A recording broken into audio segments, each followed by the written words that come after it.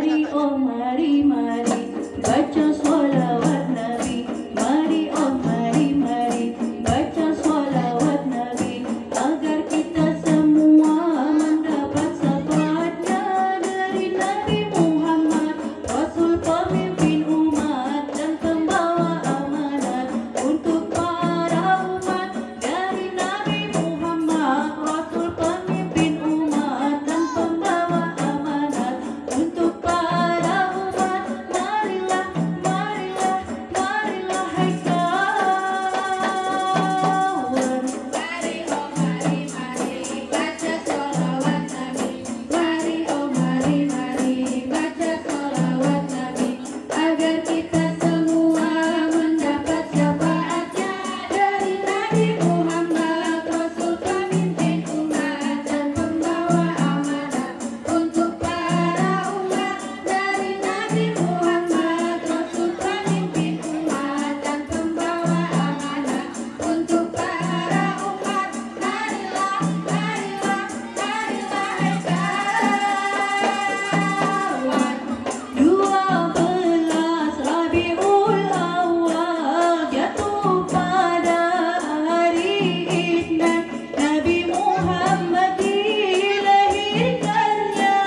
12 Rabiul Awal jatuh pada hari Isnin, Nabi Muhammad dilahirkannya. 571 Masehi di kota Mekah pada tahun 571 Masehi di kota Mekah pada tahun Darilah itu kita semua. Darilah itu kita semua. Semoga kita umat Islam semua selamat di dunia hingga akhir masa. Semoga kita umat Islam semua selamat di dunia hingga akhir masa. Marilah, marilah, marilah hai kawan. Mari oh mari mari baca sholawat Nabi.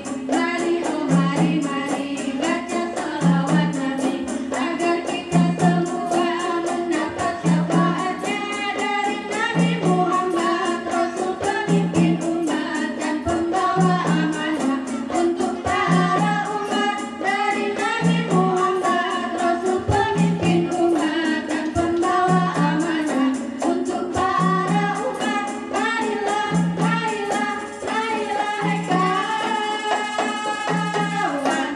12 Rabiul Awal jatuh pada hari Isnin, Nabi Muhammad dilahirkannya. 12 Rabiul Awal jatuh pada hari Isnin, Nabi Muhammad dilahirkannya. 571 Masehi di kota Mekah pada tahun 571 Masehi di kota Mekah pada tahun